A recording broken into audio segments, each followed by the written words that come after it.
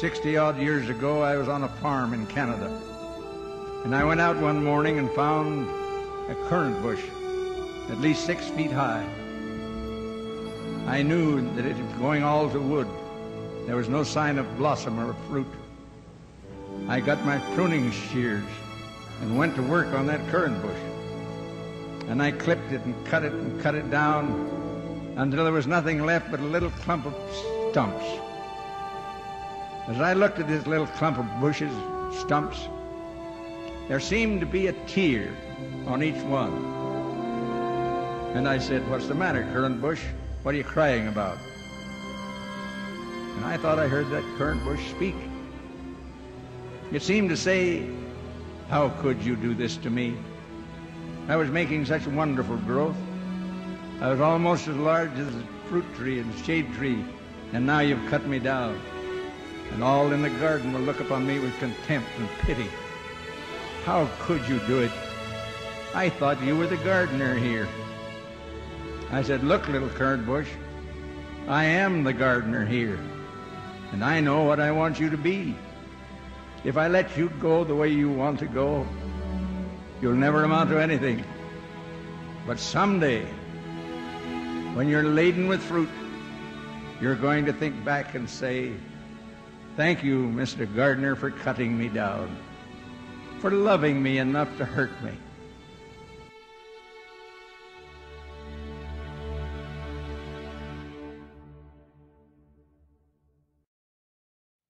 Me. 10 years passed, and I found myself in Europe.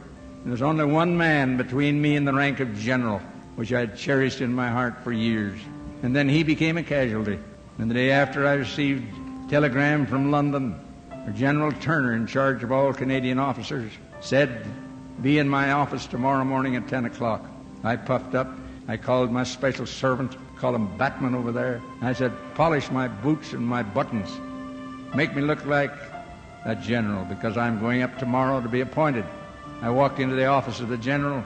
I saluted him smartly, and he said, "Sit down, Brown."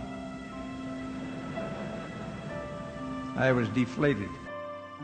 I sat down, and he said, "Brown, you're entitled to this promotion, but I cannot make it. You have qualified, you've had the experience, you're entitled to it in every way, but I cannot make this appointment." Just then he went into the other room to answer a phone call, and I did what most every officer and men in the Army would do under those circumstances. I looked over on his desk, see what my personal history sheet showed, and I saw on the bottom of that history sheet in large capital letters, "This man is a Mormon."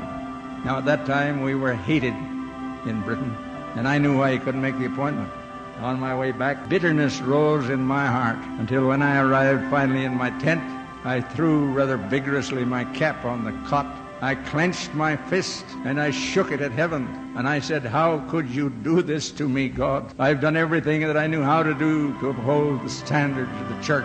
I was making such wonderful growth, and now you cut me down.